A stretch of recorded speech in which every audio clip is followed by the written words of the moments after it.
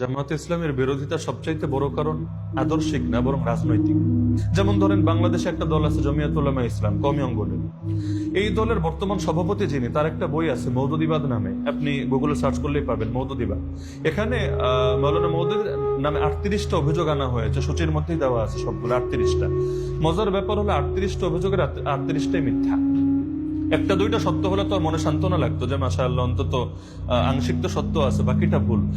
38টাই মিথ্যা। তো যিনি লিখলেন যেন তেন ব্যক্তি না, এত বড় একটা কওমি অঙ্গনের গুরুত্বপূর্ণ একটা সংগঠনের সভাপতি এবং বড় একজন শাইখুল হাদিস এবং দেশের উল্লেখযোগ্য একজন আলেম। তো যার কারণে আমার কাছে মনে হয় যে এখন কওমি ভাইদের যে বিরোধিতা, যারা বিরোধিতা করে, এমনকি যারা গালিগালাজও করে, আমার কাছে মনে হয় যে তারা ইখলাসের সঙ্গেই করে, গালিটাও ইখলাসের সঙ্গেই দেয়, বিরোধিতাও ইখলাসের সঙ্গেই করে।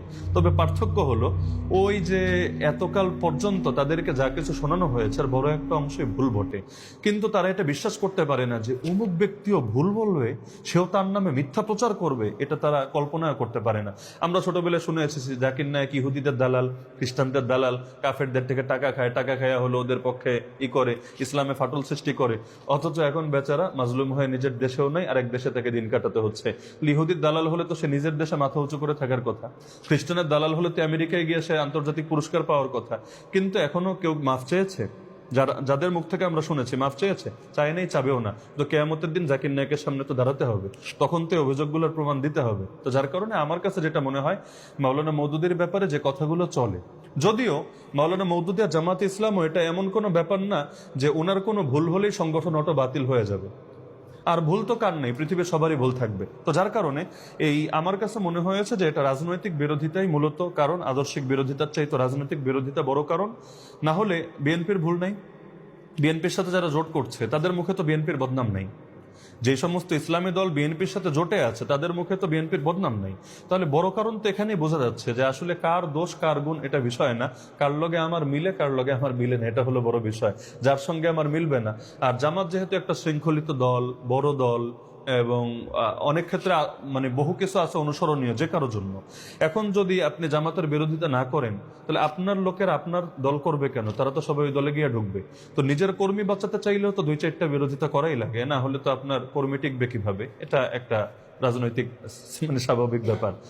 যেমন ধরেন, বাংলাদেশে বিশেষ একটা দল, ইসলামী দল, যতদিন পর্যন্ত একসাথে মিলেমিশে ছিল, মাশাআল্লাহ, মহব্বত আর মহব্বত, প্রশংসা আর প্রশংসা। যেই মাত্র সংসারটা ভাঙলো, এখন গালি গালাজ, কাফের, মুশরিক, নাস্তিক, বেঈমান, মুনাফিক, আরো যা কিছু বলা যায় সব বলছে। এখান থেকে কি বোঝা যায় না আসলে বিরোধিতার মূল কারণটা কি?